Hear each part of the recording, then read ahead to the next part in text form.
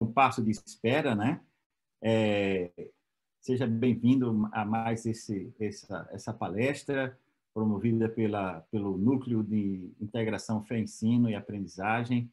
Obrigado ao professor Fábio Darius, que aceitou este desafio, e a todos vocês que separaram tempo, né, da vossa agenda, do vosso domingo, para passar essa uma hora e meia conosco, discutindo, aprofundando, contribuindo para este assunto tão importante que nós vamos falar já a seguir. Eu vou, sem mais delongas, logo depois da oração, fazer uma apresentação do nosso palestrante e vamos entrar direto na sua fala e depois um momento de alguma interação, de perguntas e de colocações, caso vocês queiram. Então, vamos, para iniciar nossa sessão, fazer uma oração, pedindo que Deus nos oriente nesse debate e no aprofundamento desse assunto tão importante. Querido Jesus, bondoso Pai, obrigado porque Tu nos ama, apesar de não sermos merecedores da Tua graça.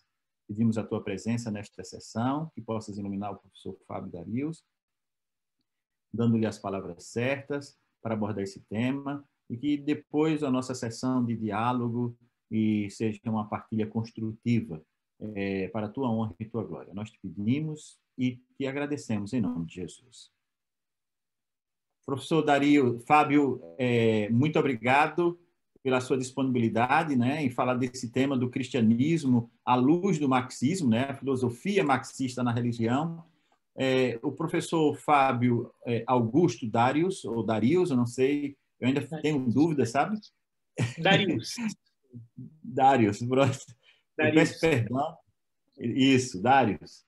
É doutor em teologia pela Escola Superior de Teologia de São Leopoldo, na área de teologia e história, né? E pesquisador também nessa área de história da igreja, então um profundo conhecedor. Todos nós conhecemos aqui da comunidade acadêmica do UNASP, não só, tá? Ele possui mestrado nesta mesma instituição e graduação em História pela Fundação Universidade Regional de Blumenau, e atualmente é o nosso docente aqui no Centro Universitário Adventista de São Paulo, em vários cursos, no curso de História, e também professor da Faculdade Adventista de Teologia. Eu sei que também está fazendo teologia, né, Fábio Darius, aqui no UNASP, né? É uma empreitada que um dia desse eu descobri. De qualquer forma, é um currículo extenso, você já o conhece, e é uma alegria termos aqui, e obrigado, professor Fábio, por ter aceito este desafio, e eu passo, então, a palavra para a sua apresentação. Muito obrigado, doutor Francisley, pelas boas palavras. Todos me ouvem bem e conseguem me ver bem também? Posso manter esse tom de voz? Tudo certo? Ok. Já vi tudo que ótimo. A doutora Deise fez um assentimento da cabeça, então está tudo certo. Vamos manter esse mesmo tom aqui. Enfim, é uma discussão muito importante essa que faremos hoje. E, na verdade, foi um tema que eu refleti um pouco antes de escrever o artigo que vamos comentar e depois os slides que vamos ver. E sem dúvida nenhuma, nós faremos aqui uma apresentação acadêmica e, portanto, desapaixonada. Então, eu não vou, obviamente, demonizar ou santificar o autor. A nossa discussão aqui não é essa. É simplesmente tomar o seu contexto de sentido, o seu contexto histórico, o século XIX na Europa, na Alemanha, as perspectivas iluministas que ali contextualizaram a perspectiva dos escritos de Marx, e trazer algumas fontes, muitas do próprio autor e de outros historiadores e teólogos também, e fomentar a comunidade acadêmica uma perspectiva, uma premissa, para que você, à luz das suas próprias reflexões, possa fazer aí um juízo de valor acerca deste autor e desta doutrina. Até porque é impossível falar em marxismo no singular. As pessoas falam em marxismos a partir das muitas leituras, dos muitos e complexos textos de Marx. E eu não estou aqui para fazer um juízo, né, aqui ou ali. Eu simplesmente vou apresentar esses textos e propor a vocês que façam, à luz dessas reflexões, das suas próprias, esse juízo. Então, se assim vocês entenderem. E aqui eu cito Paul Tillich, um teólogo alemão, luterano do século XX, que escreveu lá atrás um texto chamado Teologia da Cultura, e logo ao final, a conclusão do livro, ele diz que o evangelho cristão é matéria de decisão. Ele tem que ser aceito ou rejeitado. Da mesma forma, à luz da nossa cosmovisão cristã, nós aceitamos ou rejeitamos doutrinas, perspectivas que surgem contemporaneamente, ou não, mas que se fazem discussões contemporâneas. E, neste bom ambiente acadêmico, eu me sinto bastante à vontade para discutir esse assunto, deixando as paixões políticas de lado, deixando as questões que às vezes inflamam de lado. Vamos às fontes, como a pesquisa acadêmica séria deve ser feita. Então, eu gostaria de fazer duas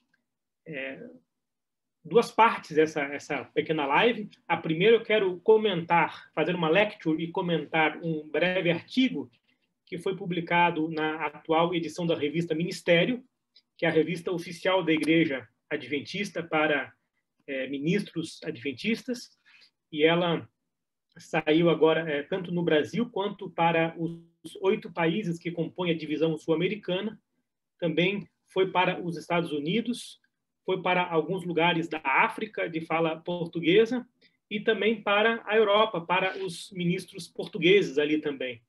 Então, teve uma ampla divulgação esse texto, assim como os outros textos dessa edição. E eu queria fazer uma leitura comentada, é um texto pequeno, e a partir deste momento a gente abre, então, para os slides, onde eu trago algumas outras fontes, e então, eventualmente, abrimos para discussão. Dessa forma, vamos fazer, então. Começando. Vivemos em um período da história ocidental ainda não compreendido em profundidade, que se tornou objeto da análise para muitos intelectuais e teólogos. De maneira ainda provisória, talvez nosso tempo pós-moderno, como nós entendemos, ou outro termo semelhante, não possa ser compreendido ainda em sua profundidade.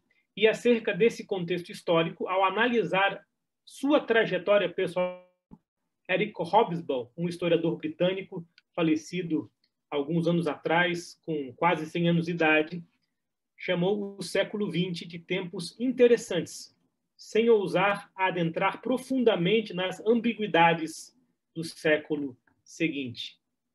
Ele, inclusive, em outro texto, que eu vou até citar mais tarde, vai dizer sobre a função do historiador nesse contexto todo, né? E da função do estudante de história e das reflexões históricas. Mas deixemos isso para mais tarde, apenas citando Hobsbawm aqui, né? No entanto, em outro livro, no caso, o livro é O Breve Século XX, deixou claro que a destruição do passado, e aqui cito textualmente Hobsbawm, é um dos fenômenos mais característicos e lúgubres do findar do século XX.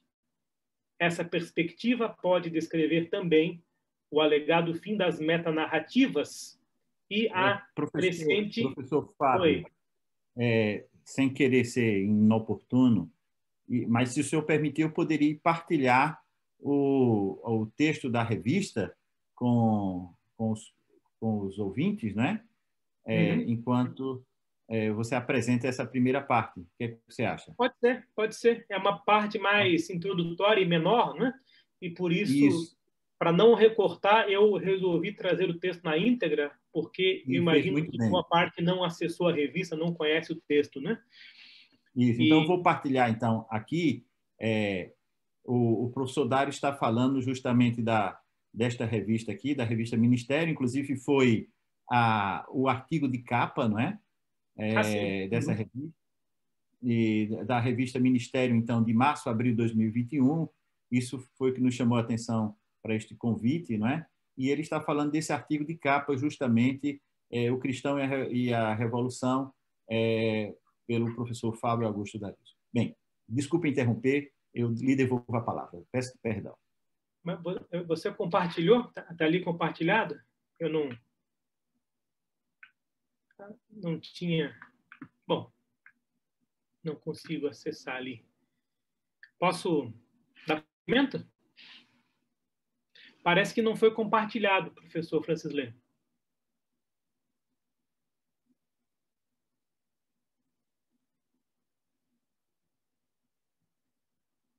Agora sim, perfeito.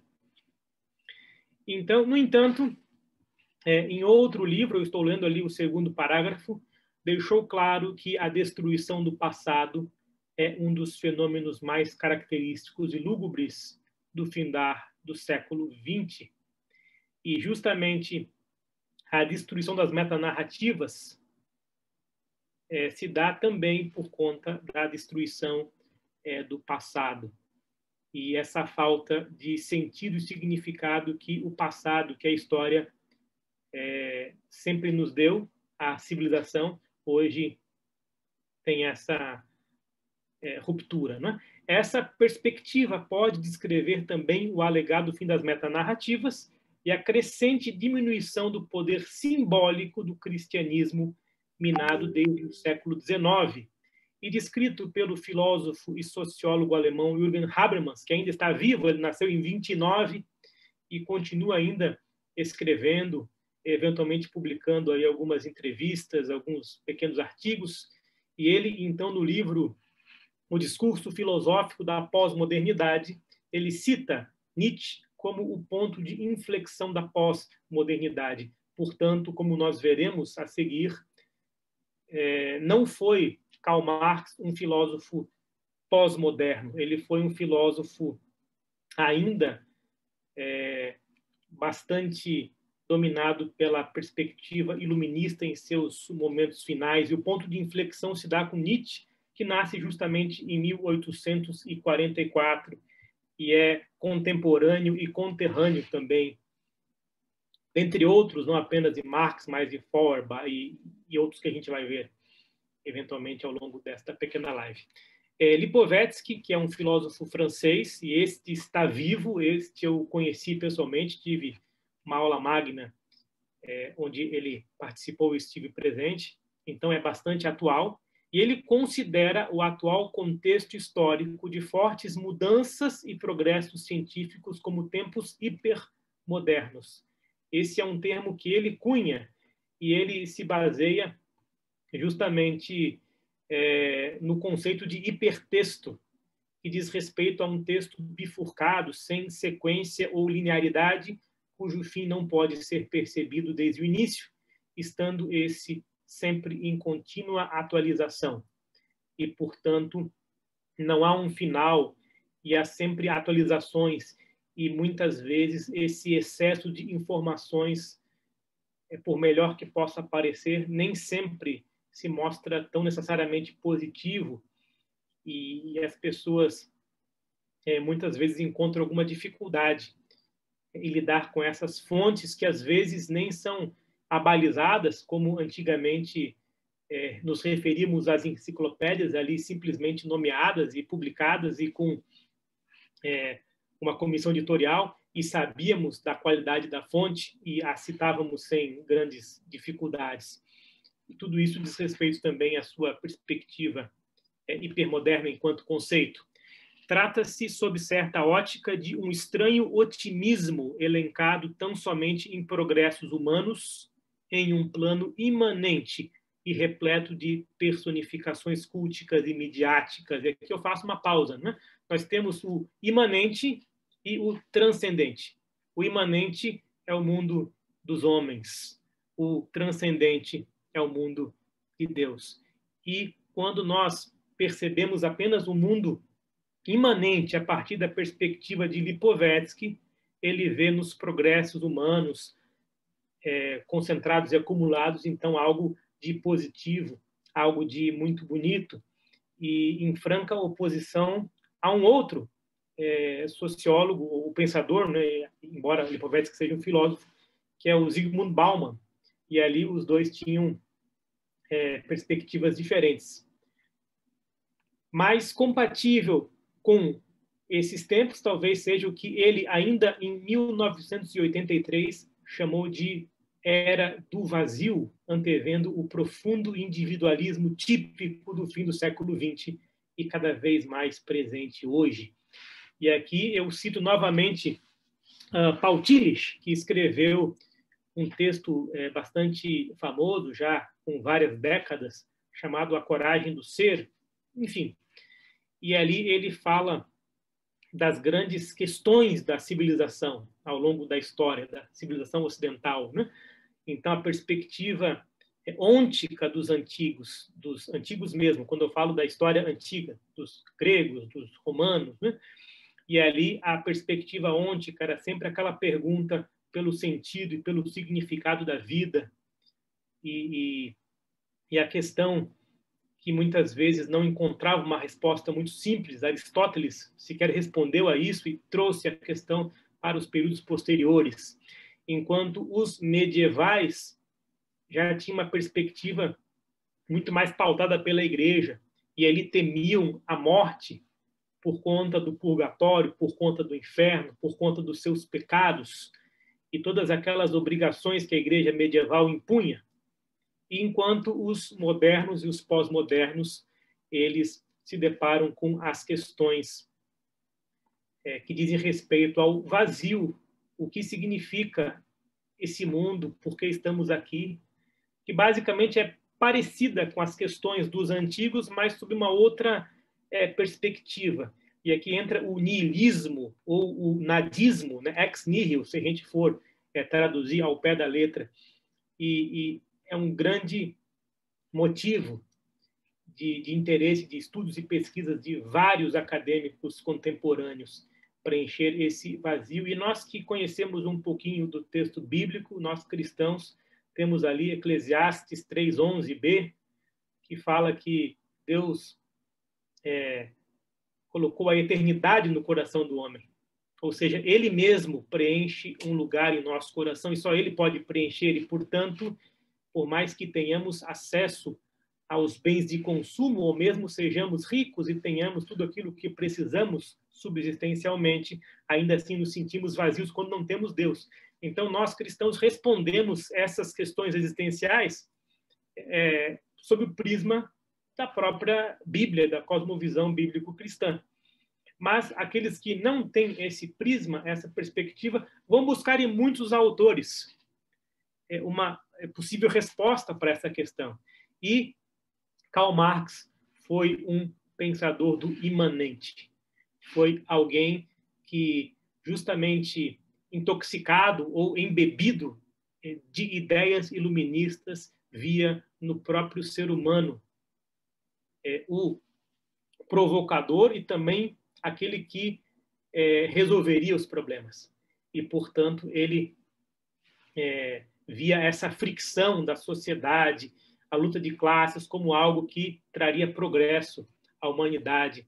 E se nós tomarmos, inclusive, Allan Kardec, o decodificador do Espiritismo, ele, no século XIX, escrevia que o século XX seria o século de ouro, dos grandes desenvolvimentos, das grandes conquistas, e basicamente, o século XX foi o século mais triste da história, o século que mais se matou, o século onde o homem foi mais acossado, muitas vezes por suas próprias descobertas e tecnologias. Enfim, por sua vez, fecha aqui aspas, né, continuando, por sua vez, Zygmunt Bauman, sociólogo polonês, recentemente falecido, tratou nossos tempos pelo conhecido termo modernidade líquida. Enquanto o líquido pode ser contido em qualquer recipiente ou discurso vazio, a verdade, com V maiúscula, notem ali, que é sólida, repleta de sentido e significados imutáveis, não é compatível com o que é transitório, finito e desenraizado. E é por isso que nós, cristãos, temos e enfrentamos algumas dificuldades com esse mundo líquido e fluido, que se apresenta contemporaneamente na pós-modernidade. A verdade que é sólida tem dificuldades e impossibilidades de se moldar aquilo que é líquido e que aceita qualquer questão.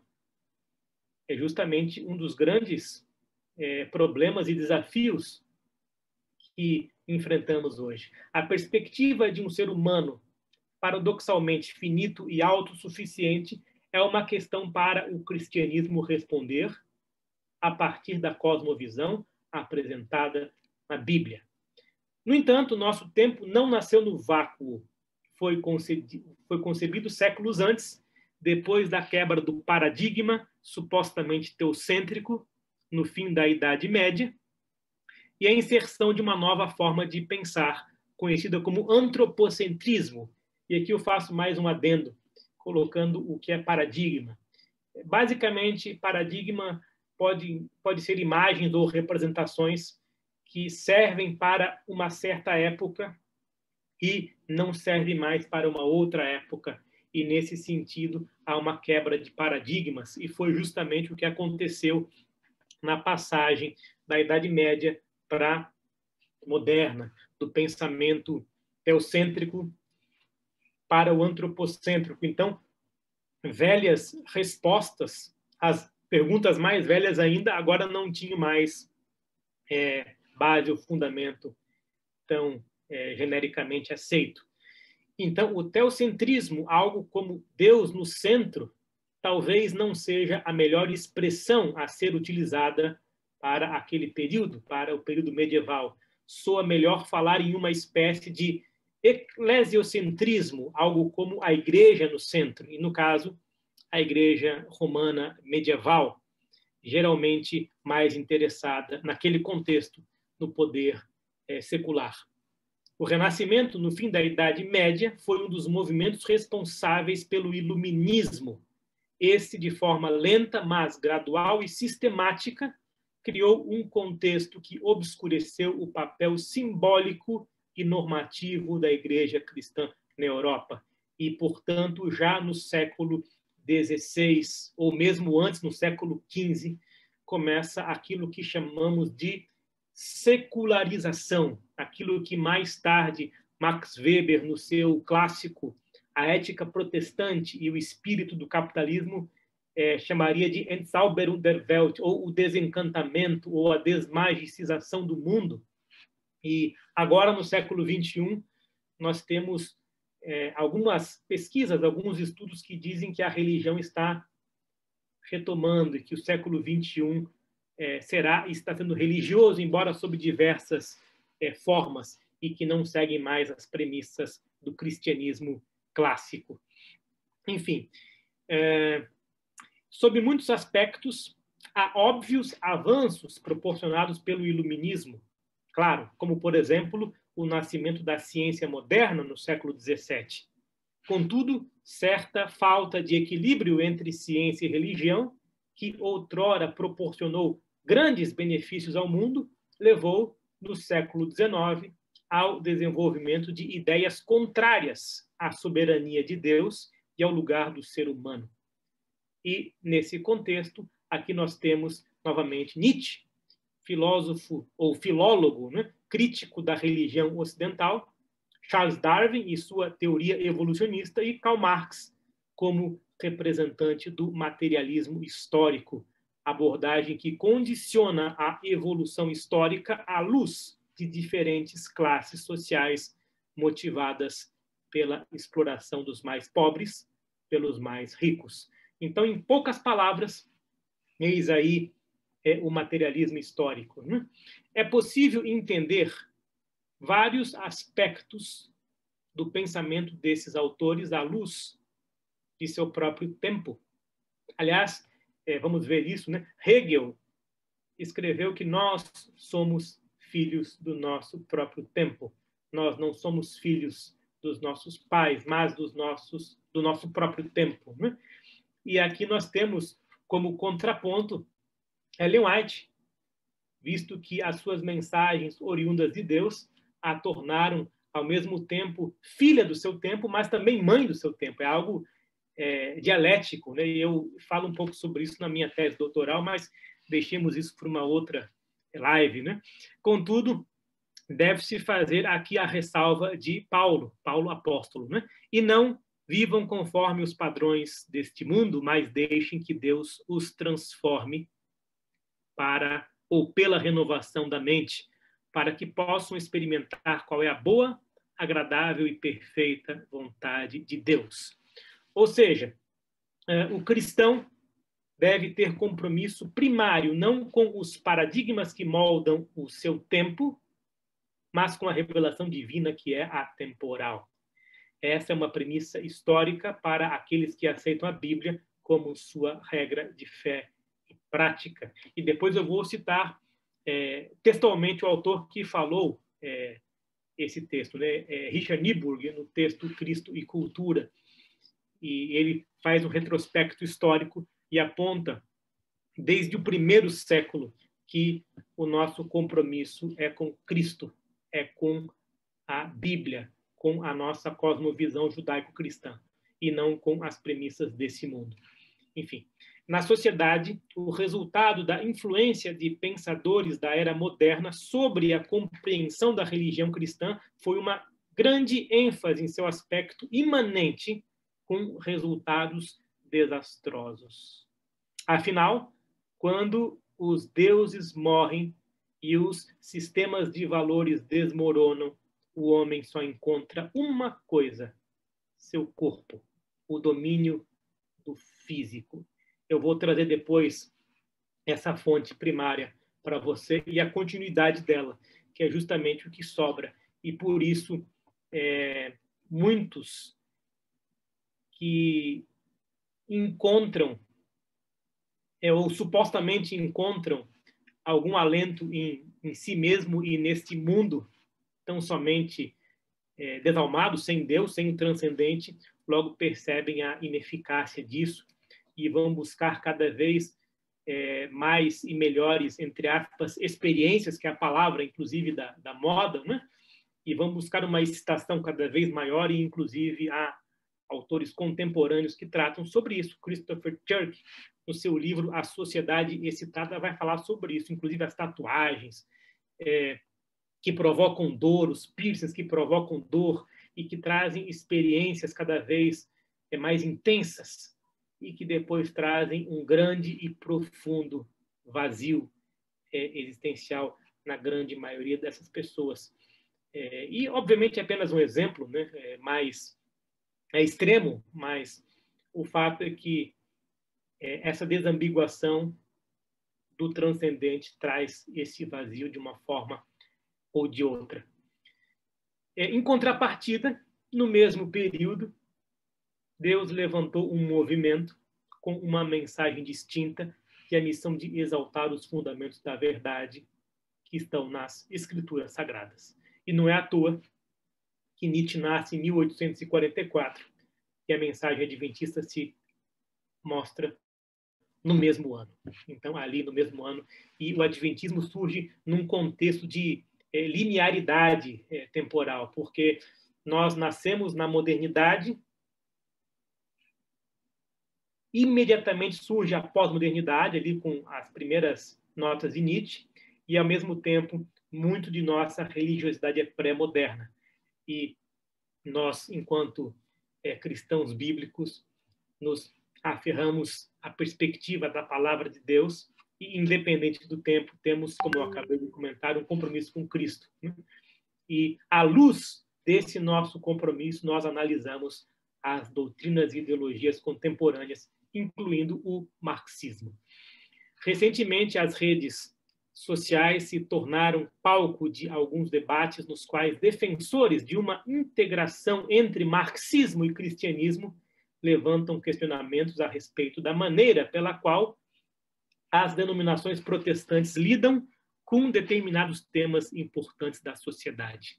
E esse artigo se propõe a apresentar uma visão introdutória do marxismo a fim de avaliar a viabilidade de sua integração com o pensamento cristão, especialmente o pensamento adventista. E eis aqui o longo preâmbulo, a introdução necessária para que vocês conheçam um pouquinho mais o contexto de sentido de Karl Marx e o contexto de sentido que nós hoje vivemos e as possibilidades ou não de, enquanto cristãos, fazermos uso das ideias de Marx, a ponto de aceitarmos ou refutarmos essas ideias. Enfim, Karl Marx, ele nasceu em 1818, morreu em 1883, foi um filósofo, foi um jornalista, foi um historiador, economista e revolucionário socialista.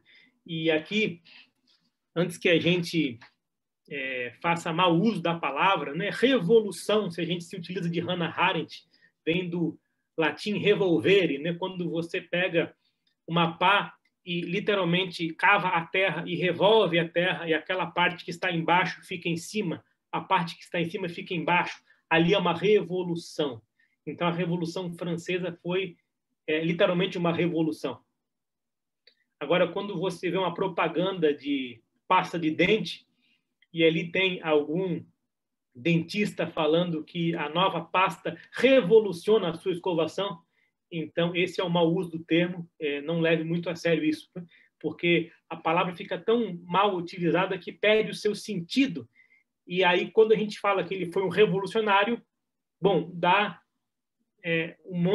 dá várias perspectivas distintas, mas eu estou dizendo a perspectiva filológica, que a partir do texto latino, a partir da ideia de Hannah Arendt. Então, isso é revolução, ou o que se fez disso, né? E Engels, que foi seu colega, seu amigo, no discurso que fez no funeral do amigo, afirmou, e aqui eu estou lendo palavras de Friedrich Engels: Marx era, antes de tudo, um revolucionário. Sua verdadeira missão na vida era contribuir de um modo ou de outro para a derrubada da sociedade capitalista e das instituições estatais. Eu estou lendo Engels, que diz literalmente que a vida de Marx, segundo este, foi derrubar o capitalismo e as instituições estatais. E se você observa o modus operandi dos países socialistas, você vê que as instituições estatais não foram destruídas, muito pelo contrário, foram materializadas e quase que deusificadas, né?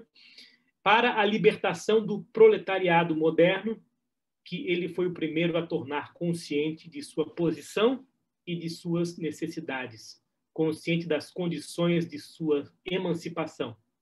A luta era seu elemento, e ele lutou com uma tenacidade e um sucesso com quem poucos puderam viralizar. E aqui fecha aspas e termina a citação de Engels, no funeral de Marx, né? A teoria de Marx, ainda que de formas distintas, serviu como base para revoluções ao redor do mundo. E eu estou falando de revoluções armadas, né? Em seu escopo, o marxismo abarca temas como filosofia e política, entre outros, encontrados em uma série de textos publicados mais tarde por Engels. É considerado um pensamento clássico possível de múltiplas leituras, e por isso que eu falo de marxismos. É impossível você conceituar marxismo de uma única forma, mesmo levando em conta os autores marxistas, porque mesmo entre esses há uma grande gama, há matizes, não é preto no branco aqui. E textos são relidos, são reinterpretados, enfim, é uma leitura muito densa, uma leitura muito complexa, a leitura dos textos de Marx. E cada qual, com sua perspectiva, provoca essas múltiplas interpretações. Enfim, entre seus muitos escritos, o Capital, de 1867, é considerado sua principal obra, por ser resultado de um estudo minucioso da produção material na sociedade burguesa, com a intenção de compreender sua estrutura e dinâmica de funcionamento. Os conceitos marxistas não são de fácil compreensão, pois envolvem um tecido de categorias que caminha do abstrato para o concreto, das estruturas para a superfície da aparência. E precisaríamos aqui de alguns semestres de estudo para entendermos introdutoriamente essa perspectiva proposta por Marx, que passou 40 anos escrevendo a partir de suas observações pessoais, indo em fábricas, verificando ali os pobres da Alemanha, a sua relação com os burgueses, a relação desses e dos pobres com a igreja, enfim, e muito complexo. A maneira pela qual Marx elaborou os conceitos seguiu um método, o materialismo histórico dialético, numa reação aos pensadores idealistas que inicialmente o influenciaram. Um deles, inclusive, Feuerbach, que foi um dos seus primeiros professores, e depois Marx escreve, então, as teses ali contra Feuerbach, né? E ali eles rompem academicamente, porque Marx ele acaba deixando esse idealismo. Esse método, ou seja, o histórico dialético, defende que as bases materiais devem ser o foco da investigação, pois são objetivas. Isto é, existem independentemente da vontade do pesquisador. Assim, não são as ideias, ou seja, a consciência, que formam os indivíduos, mas as condições da existência materiais que formam sua consciência. É mais ou menos quando nós lemos, por exemplo, Jean-Paul Sartre e entendemos, segundo ele, que a existência precede a essência. Nesse sentido, mas não necessariamente igual, né? Enfim, isso é o termo materialismo e sua perspectiva imanente. Então, esqueça Marx falando de transcendência. Por isso é tão complexo falarmos de Marx desde uma perspectiva cristã. É tão complexo falar de Marx e ao mesmo tempo, tentar alinhá-lo a uma ideia de redenção, de transcendência, porque ele não fez essa ligação. A salvação se daria no contexto imanente do homem pelo homem. A redenção é humana. E para quem espera o retorno de Cristo em grande poder e glória, de forma visível e literal, e milagres, e justamente a perspectiva da santificação, isso não faz sentido, né?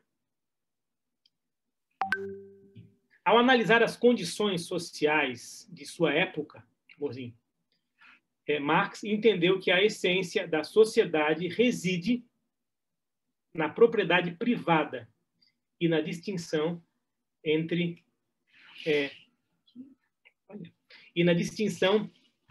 as classes sociais, sendo esses os fatores desencadeadores de problemas como pobreza, miséria, violência e exploração. O cerne da teoria marxista, o grande ponto, reside na superação da sociedade de classes pelo proletariado, pois à medida que a classe trabalhadora ascendesse ao poder e alcançasse a condição de classe dominante, de fato uma revolução, instauraria a democracia para retirar o capital da burguesia e concentrá-lo nas mãos do Estado. Então, essa era a ideia de Marx. E prole, de onde advém o termo proletário, diz respeito a pessoas tão pobres que não têm nada exceto os seus filhos. Então, a prole do bebê umas peças de Heitor Villa-Lobos, inclusive. Então, é disso que estamos aqui falando. O proletário só tem a sua força de trabalho, mais nada, não detém os meios de produção e fica justamente dependendo das condições que são estabelecidas de fora. Que seria justamente a luta contra esse sistema que levaria o proletário ao poder e ali a instauração de uma democracia, ou seja, aqui utilizando o termo grego, poder do povo, né? Democracia, né? Kratos, né? Cracia, poder, né? E demos do povo. Então, é uma perspectiva diferente do que entendemos nas democracias que existem hoje, né? Onde, claro, o povo tem um certo poder, mas um poder indireto. Bom, é uma discussão aí, né? Esse pensamento presume que o ser humano, como ser histórico, social, é capaz de resolver o problema da exploração resultante da divisão de classes. E o homem não é capaz de resolver esse problema, porque a natureza do ser humano é pecaminosa. A gente lê o Salmo 51, a gente lê Gênesis 1 e 2 e percebe que enfim, nós lutamos contra o nosso próprio eu, renunciamos a ele, ou pelo menos deveríamos, né? E, portanto, nessa ambiguidade, nessa complexidade que é o homem, o ser humano dificilmente sozinho, né, resolveria esse problema da exploração. E Marx, então, muito ideologicamente, talvez muito ingenuamente, imaginou que o próprio ser humano evoluiria a tal ponto de resolver os seus próprios problemas e viver uma sociedade igualitária, né? Enfim, nesse processo, a concorrência entre os indivíduos seria abolida e, consequentemente, a propriedade privada também seria abolida, estabelecendo em seu lugar a chamada comunidade dos bens. E, enfim, assim haveria o desaparecimento das crises e o excedente da produção seria para o suprimento das necessidades de todos. Nessa nova realidade, os jovens poderiam passar por diferentes ramos de produção, já que não haveria trabalho mais valorizado, bem como a extinção da exploração da agricultura por meio da indústria. Embora marxismo, teoria social e cristianismo, a religião revelada, pertençam a categorias diferentes, obviamente, né? Ao longo do tempo, alguns religiosos se propuseram a unir os conceitos em busca de uma religiosidade que se livrasse de algumas distorções do ideal bíblico perpetuadas por séculos. Sem julgar as intenções dos proponentes dessa integração, é preciso analisar se as principais premissas do pensamento marxista são compatíveis com a cosmovisão bíblica. Eu aqui quero adiantar o seguinte aos senhores. Aquele que lê a Bíblia todos os dias, aquele que ora, aquele que reflete à luz da palavra de Deus, entende, já desde o Antigo Testamento, que a preocupação com o estrangeiro, com o imigrante, com o pobre, com a viúva, sempre esteve lá. No Novo Testamento, essas preocupações continuam. Então, isso não foi abolido. Então, existe essa ênfase da ideia de uma justiça social. E eu entendo que justiça social é precisamente a felicidade social. E aqui eu cito Hans Kelsen, um teórico do direito lá do passado. Então, essa também é a nossa perspectiva, essa também é a nossa busca. Mas, justamente, muitos talvez não tenham ainda chegado a essa ideia ao ler a Bíblia. E aí entendem que ideias como justiça social e a defesa dos pobres diz respeito a uma perspectiva marxista. Não é. É uma perspectiva bíblica, uma perspectiva cristã, judaica, inclusive, também, né? Aliás, Marx, ele nasceu no lar judeu, né? E depois ele refutou tudo isso, mas tinha lá, ainda que na trilha zero do seu HD, essa ideia do judaísmo, talvez a partir da sua infância.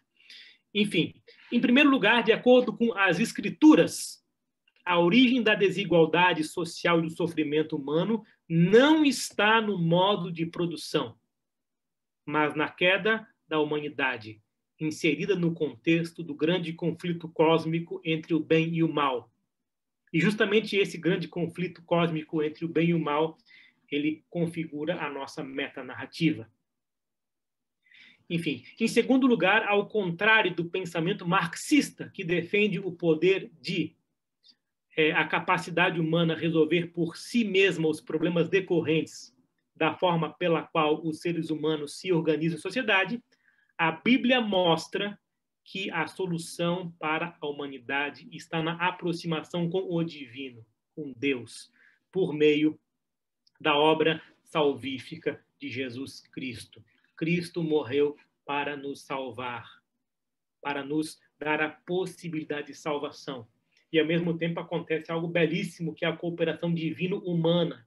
Você é salvo pela graça, mediante a fé. E porque foi abraçado pela graça e agora caminha com Cristo, então, naturalmente, fará boas obras.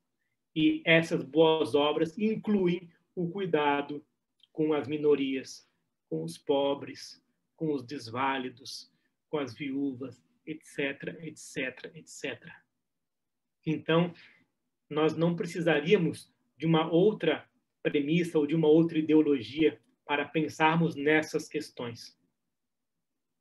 Agora, se os cristãos não levam a Bíblia a sério e mesmo suposta ou nominalmente sendo cristãos oprimem os seus, então isso é uma outra questão que deve ser resolvida à luz do Evangelho, à luz de uma própria reflexão, de uma própria retomada de consciência, porque aqui envolve justamente uma questão de salvação ou de morte eterna.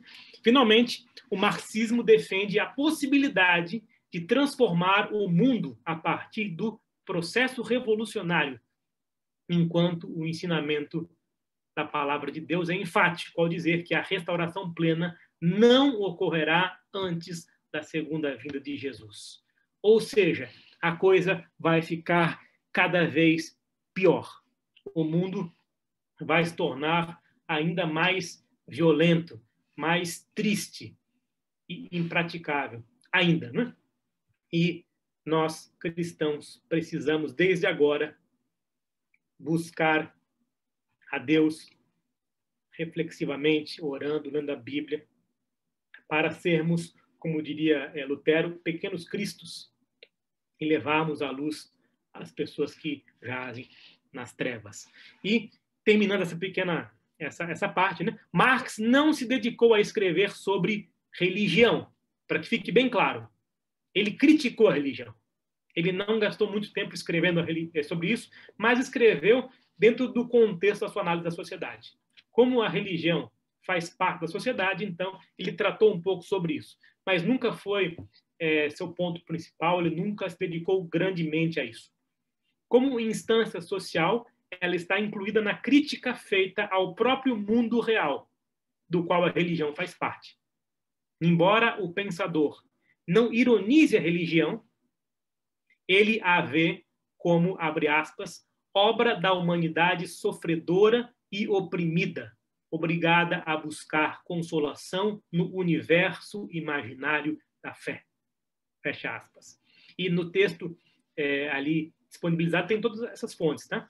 Para ele, a crítica da religião é a crítica das condições humanas que faz com que as pessoas busquem a religião. E é nesse contexto que muito vai se discutir o que significa a religião como o ópio do povo. Enfim, é o que vem aqui a seguir. Por conta disso, cunhou sua frase clássica ao escrever que, abre aspas, a angústia religiosa é, ao mesmo tempo, a expressão da dor real e o protesto contra ela. A religião é o suspiro da criatura oprimida, o coração de um mundo sem coração, assim como é o espírito de uma situação sem espírito, é o ópio do povo. Aqui está o contexto da citação que alguns apenas tomam a frase final, né? E aqui eu cito um autor, Eduardo Chagas, que diz que Marx fez a crítica da religião na sua dimensão social e política enquanto expressão do alheamento do homem do seu mundo real e de conformação social com esse mundo, não em uma dimensão privada, pois esta diz respeito a cada indivíduo. Então, a religião para Marx tinha um papel de protesto impotente para combater a condição humana insatisfatória, ao mesmo tempo que alimentava a esperança ilusória de uma vida em outro mundo, já que este nosso mundo, então, é repleto de desigualdades e injustiças. Assim, essas crenças impedem o ser humano de lutar contra esse estado de coisas e almejar uma transformação real no mundo concreto. Em outras palavras, segundo ele, quanto mais o cristianismo abundasse, menos haveria tomada de consciência para a transformação do mundo real. E as pessoas ficariam alheias desse mundo real, apenas almejando um mundo que ele chama de imaginário. E se não faz sentido essa perspectiva para você, bom sinal, né? Sinal que você entende que tem uma responsabilidade com esse mundo, mas que, enfim, almeja um outro mundo.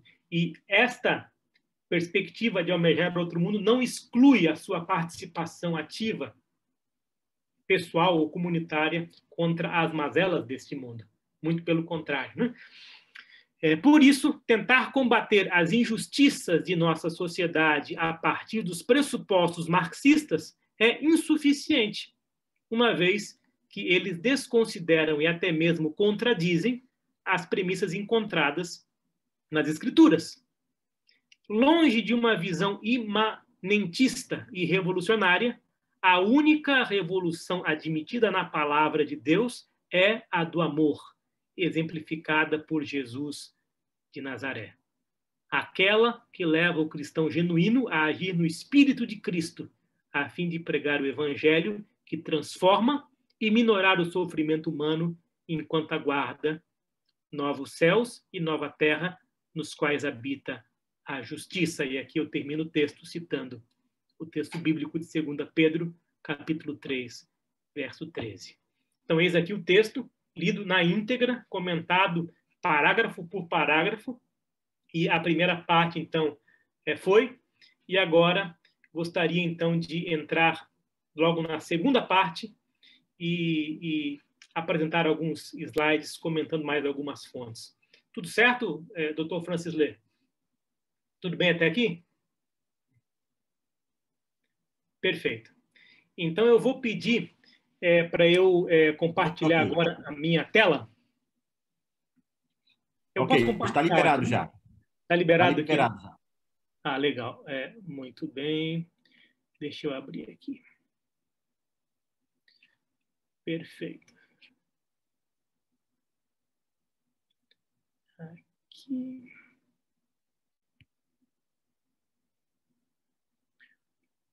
Pergunto, vocês conseguem ver a minha tela? Conseguimos perfeitamente, professor Fábio. Muito bem. Então, aqui está.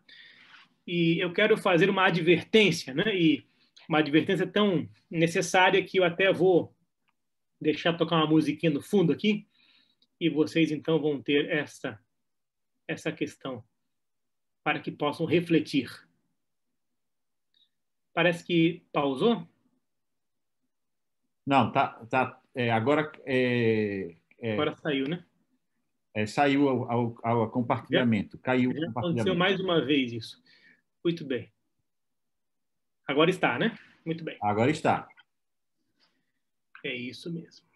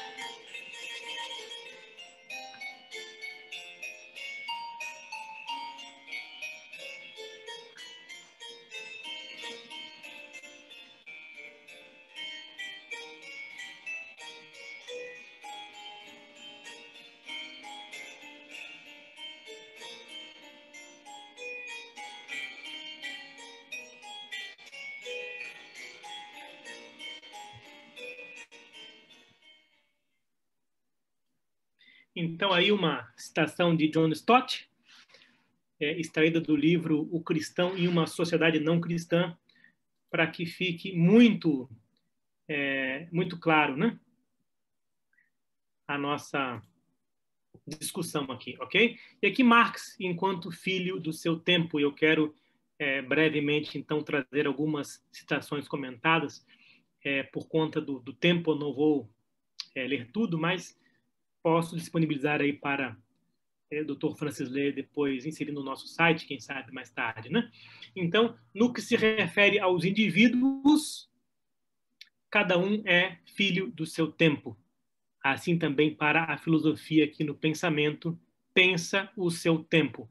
Então, nesse sentido, nós temos um homem nascido no início do século XIX, que escreve sobre o seu tempo a partir de seu próprio contexto.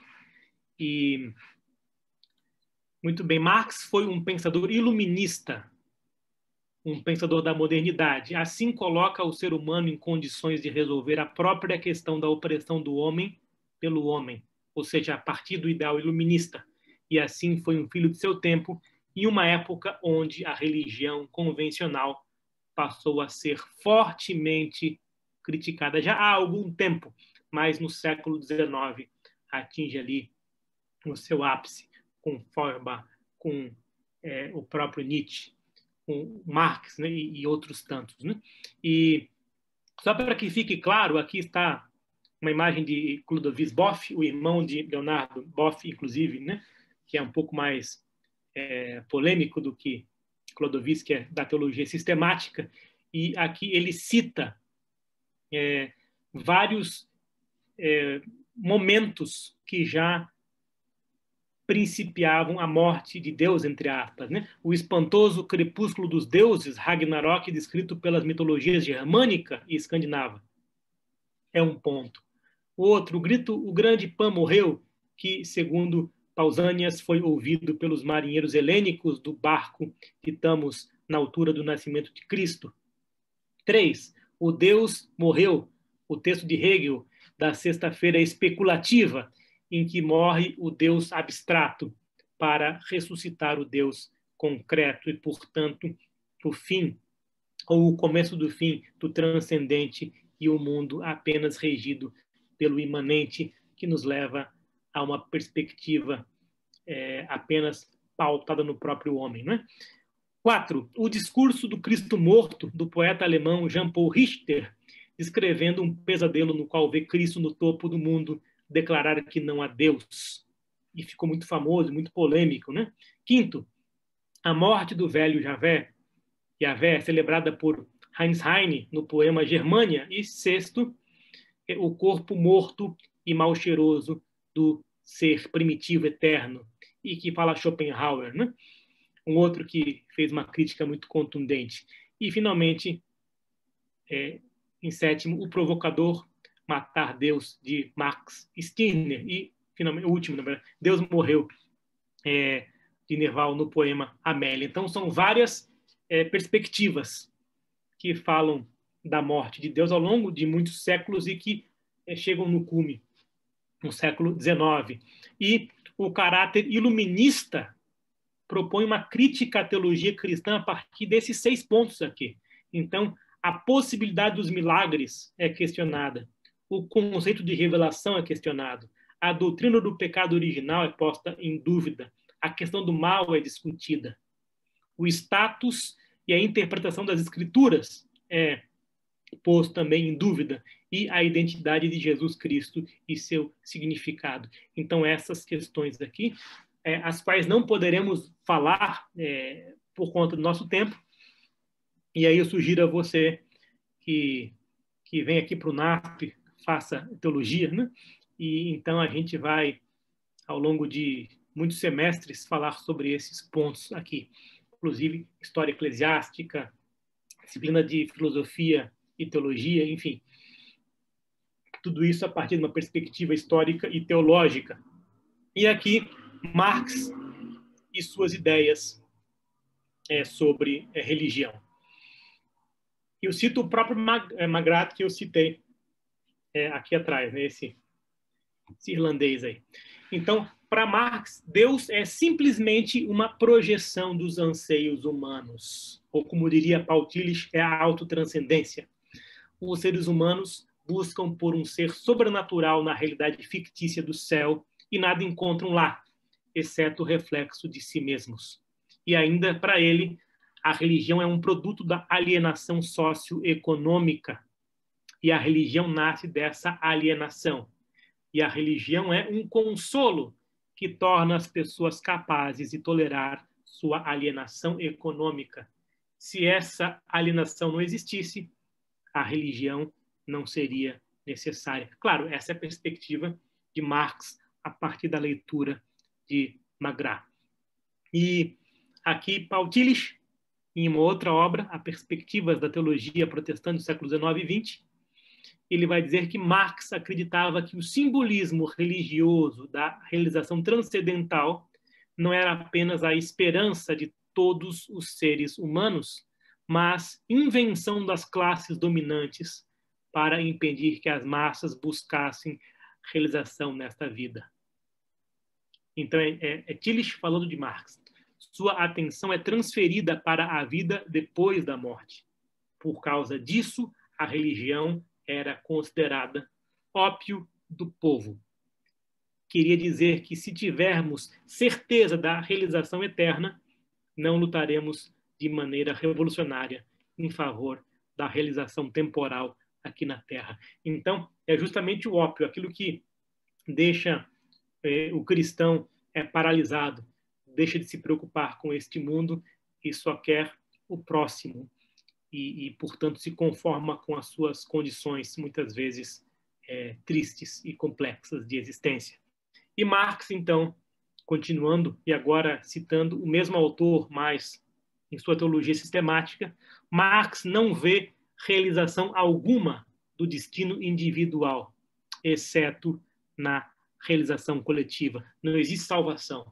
Essa perspectiva de salvação, até porque, como eu já falei várias vezes, não tem transcendência. Ele chamou toda teoria que não se baseia no desejo de transformar a realidade de ideologia. Então, aí, o conceito de ideologia para Marx. Tudo aquilo que não transforma é ideologia. Ou seja, grosso modo, uma tentativa de preservar os males existentes mediante uma construção teórica que os justifique. E, portanto, de novo, a religião, nesse caso, o ópio do povo. E aqui, a crítica à religião. E a frase que nós acabamos de falar, que está, e aqui a fonte, né, na Crítica da Filosofia do Direito de Hegel, e a editora Boitempo, que publicou, você encontra. E Giovanni Reale escreveu o História da Filosofia, os 3 volumes, falando da filosofia antiga, medieval, moderna e contemporânea. E aqui uma citação muito lúcida de Reale, onde ele diz que Marx não ironiza o fenômeno religioso. A religião não é para ele a invenção de padres enganadores, mas muito mais obra da humanidade sofredora e oprimida, obrigada a buscar consolação no universo imaginário da fé. São as mesmas palavras que eu utilizo no texto que li comentado, até porque cito Giovanni Reale. Mas as ilusões não se desvanecem se não eliminarmos ou eliminamos as situações que as criam e exigem. E, de novo, agora Marx, na sua crítica da filosofia do direito de Hegel, vai dizer que a abolição da religião enquanto felicidade ilusória dos homens é a exigência da sua felicidade real. Ou seja, somente abolindo a religião, o ser humano vai se preocupar com os problemas reais do mundo e vai ser, de fato, feliz. O apelo para que abandone as ilusões a respeito de sua condição é o apelo para abandonarem uma condição que precisa de ilusões. A crítica da religião é, pois, germe da crítica do Vale de Lágrimas, da qual a religião é a auréola. E aqui uma crítica bastante contundente da religião.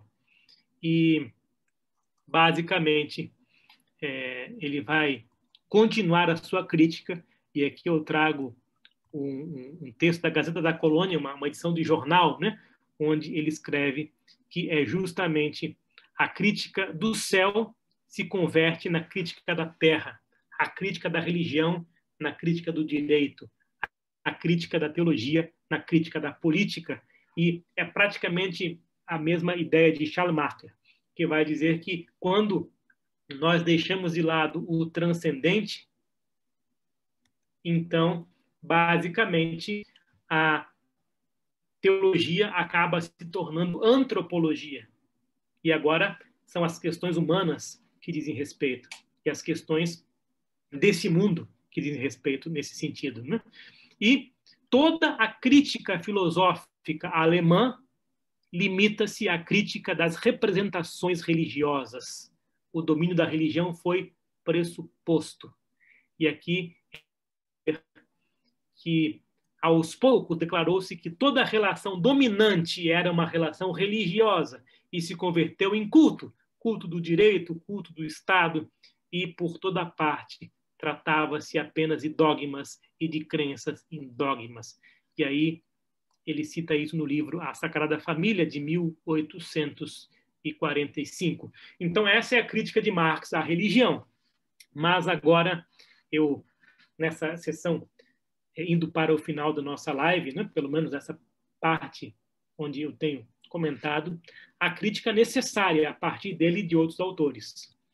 Então, Feuerbach, que é justamente aquele a quem ele vai criticar em suas teses, vai dizer, nos anos 1860, algo que até hoje ainda ecoa. Então, ele escreveu um livro chamado A Essência do Cristianismo, e depois, no século seguinte, Guy Debord escreveu A Sociedade do Espetáculo, e trouxe essas mesmas palavras para a introdução da sua obra, e escreveu o seguinte, Feuerbach: mas, certamente, para esta época que prefere a imagem à coisa, a cópia à original, a fantasia à realidade, a aparência à essência, é esta transformação, exatamente por ser uma desilusão, uma destruição absoluta ou uma pérfida profanação, porque sagrada é somente a ilusão, mas profana a verdade.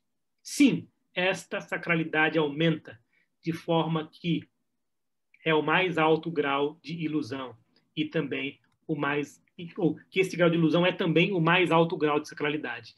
E agora preste atenção no que ele escreveu. Desaparecida está a religião, e em seu lugar surge, até mesmo dentre os protestantes, a aparência da religião. E aqui cabe a você individualmente refletir sobre esta citação, o final dela. Será que vivemos uma religião real ou vivemos uma aparência da religião? E se vivemos, o que devemos fazer para vivermos de fato a religião? Porque essa crítica que Feuerbach fez, a crítica contra o pietismo, inclusive, onde basicamente as pessoas tinham uma perspectiva aparente na igreja, mas em casa eram, enfim, distintos. Essa crítica Nietzsche fez, essa crítica Marx fez, e por isso o próprio Nietzsche, no livro Gaia Ciência, escreveu depois que Deus está morto, e justamente morreu por conta disso, que as pessoas o abandonaram, etc., né? E agora vivem apenas uma aparência para granjear pontos aí na sociedade. E Niebuhr, e aqui eu vou passar por alto esta citação, mas tão somente porque já falamos sobre ela no artigo, quando citamos que a nossa primeira responsabilidade é para com Cristo, independente do contexto e da época em que nós vivemos hoje. E agora Lipovetsky, o autor que eu gosto muito, que vai dizer que hoje nós vivemos numa era do vazio, porque nenhuma ideologia política é capaz de entusiasmar as massas. A sociedade pós-moderna não tem ídolo nem tabu, nem tampouco uma imagem gloriosa de si mesma. nenhum projeto histórico mobilizador e somos regidos por um vazio que não comporta nem tragédia, nem apocalipse. É simplesmente a vida, né? Dia após dia, numa mesma e cansativa rotina, sem o qual não se granjeia nada ao final. E aqui o texto que citei também, e agora com a citação completa, né? Quando os deuses morrem e os sistemas de valores desmoronam, o homem só encontra uma coisa, seu corpo, o domínio do físico. A droga, o sexo e a violência são os substitutos naturais dos deuses desaparecidos.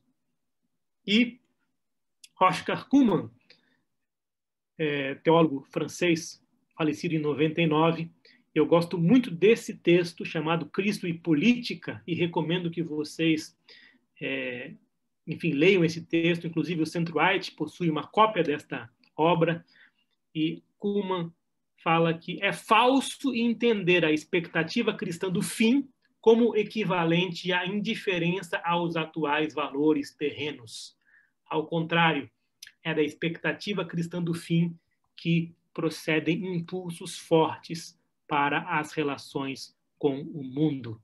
A escatologia cristã não é igual à mera negação do mundo, nem à afirmação do mundo, mas é justamente o tempero e a perspectiva que dá ao cristão um impulso para que ele haja a partir do que Cristo já fez por cada um de nós. E agora um texto de Marx que eu gosto muito, aqui as teses sobre Feuerbach, que inclusive pode ser baixado gratuitamente pelo Kindle. Não vou ler tudo, apenas a parte que está em negrito, e de fato ali está a página, né? E o texto em seu ano, onde ele fala que de modo nenhum se pode libertar os homens enquanto estes não estiverem em condições de adquirir comida e bebida, habitação e vestuário, na quantidade e na quantidade perfeitas. A libertação é um ato histórico e não um ato de pensamento, e é efetuada por relações históricas pelo nível da indústria, do comércio, da agricultura, do intercâmbio. Então, a luta pela condição de libertação real do homem a partir da habitação, do vestuário, da comida e da bebida. E enquanto houvesse opressão do homem pelo homem, a ponto de não existir sequer essa segurança alimentar, a luta continuaria. E existe essa luta até hoje, né? Enfim, e fechando tudo isso, a filosofia marxista da religião a partir daquilo que nós já falamos, e aqui estamos na reta final, né? Então, a filosofia marxista da religião, nós temos o Crítica da Filosofia do Direito de Hegel, que é o manifesto da crítica. E segundo esses, então, religião é sinônimo de alienação, e religião também é sinônimo de ideologia. E ideologia agora no sentido negativo, como nós já vimos, porque não transforma, mas permite que as pessoas continuem em seu estado de letargia. E, segundo ele, a reforma protestante é o único movimento revolucionário da história alemã. E, inclusive, Engels escreve um texto sobre isso. Mas, mesmo assim, é um problema, porque é uma reforma ineficaz e falida, porque se dá num contexto também da Guerra dos Camponeses. E Engels, e veja só o que ele vai escrever, segundo ele, os comunistas são os autênticos defensores da nova religião da humanidade. Por isso, não são os comunistas que perseguem um fim real histórico, os verdadeiros ateus, mas os cristãos, porque estes perseguem um fim imaginário. Então, uma outra perspectiva. Enquanto Marc Bloch, que é outro autor marxista, afirma que, mesmo numa futura sociedade socialista, a religião vai precisar existir ainda, até porque esse vazio e essa necessidade de busca vai continuar. E Max Adler, que também outro pensador marxista, fala sobre o menosprezo do significado da força religiosa do pensar e do sentir do homem em virtude das condições econômicas favoráveis. Ou seja, enquanto precisarmos desse refúgio por conta da pobreza, então a religião será útil e assim que isso for resolvido, não será mais. Aqui tem Leonardo Boff e Jürgen Moltmann, e nós podemos entender a partir deles que a teologia contemporânea está viva, tão próxima dos temas da terra e do homem, e isso se deve ao marxismo. Então, claro que eu estou falando aqui da religião e da teologia secularizada, mas os grandes congressos e eventos teológicos acadêmicos nacionais ou internacionais tratam de questões imanentes, dificilmente de questões transcendentes. É muito mais sociologia, filosofia, antropologia do que teologia bíblica, e por isso tão difícil os professores da FAT conseguirem publicações em revistas e periódicos relevantes. Basicamente, muitos textos estão refutados, né? E termino com essa imagem para a gente refletir. Basicamente, uma igreja e os membros da igreja tirando os bancos do templo e dividindo esses bancos ante um palco de direita ou um palco de esquerda. E então a igreja sendo esvaziada porque as discussões políticas acabam tomando esse tempo e esse espaço. E é justamente o que nós não podemos permitir. Então, termino aqui a minha apresentação. Eu agradeço muito pelo tempo, pela paciência de vocês, 1h30, né, de exposição. E abro para, eventualmente, alguma questão que possa vir a surgir ainda, né? Enfim, né? Professor Fábio, muito obrigado pelo seu esclarecimento. Eu não sei se tem alguma mão levantada para fazer algum contributo ou alguma. Por favor, levante a sua mão. Vamos dar aquelas palmadinhas de reações, né, professor Fábio, que com tanto carinho preparou essa palestra. Eu não sei se tem alguma mão levantada.